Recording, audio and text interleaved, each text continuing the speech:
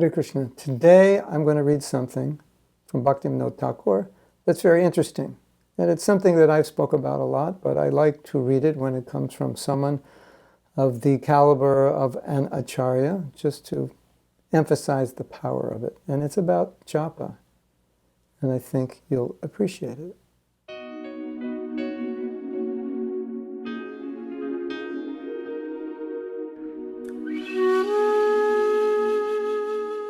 Is it beneficial to chant more rounds without any feelings and eagerness? In other words, I don't really like chanting, and I'm not really feeling much when I chant, kind of chanting mechanically. Is it beneficial if I chant more rounds like this? Which is another way of asking the question, if I'm not chanting well, does it help to continue chanting not well? And, we might think, okay, well, Kirtaniya Sadahari, we should always be chanting. So, if I keep chanting, then there's potential that at some point I will chant correctly. So that makes sense, but it's not the way he answered it. Let's hear the answer. One should try hard to constantly chant the holy names of Krishna clearly and lovingly, rather than trying to increase the number of rounds. Okay, so there's two things here. Clearly, which means be present. Your mind's clear. Your pronunciation is clear. You're conscious. You're aware. You're connected, and lovingly, which means devotionally. Now, a lot of devotees, they say, well, you're just supposed to hear. Okay, fine, fantastic. Where's the love? Where's the devotion in the hearing? So it's not just a mechanical hearing, but it's also with love and devotion. So Bhaktivinoda Thakur is saying something interesting.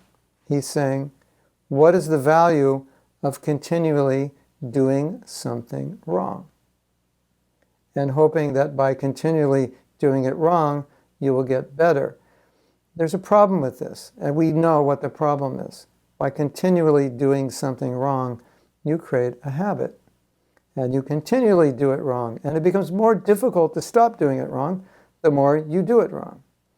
Now, Bhaktivinoda Thakur has given a little, what's the word? Disclaimer. Yeah, disclaimer.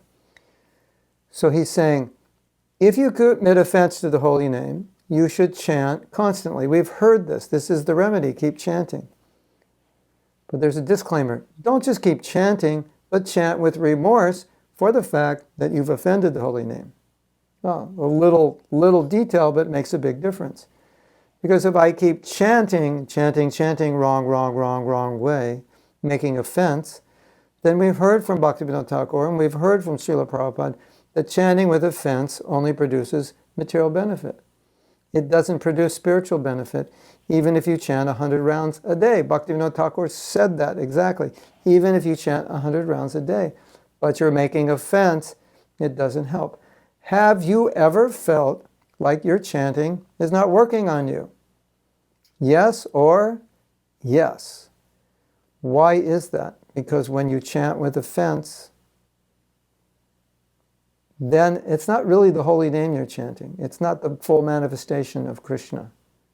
It's like a shadow of Krishna. We have to chant without offense. So the point here of Bhaktivinoda Thakur is making, and he's said it, and Bhaktisiddhanta Saraswati Thakur has said it, is this chanting is not just pronouncing the alphabet with your tongue. It's an act of devotion. It would be like saying, well, if I cook or I do arti, the act of the cooking or the act of the offering of the article is the perfection. It's not. It's a medium through which you can express devotion. So if I just chant the holy name, any way I get it out of my mouth.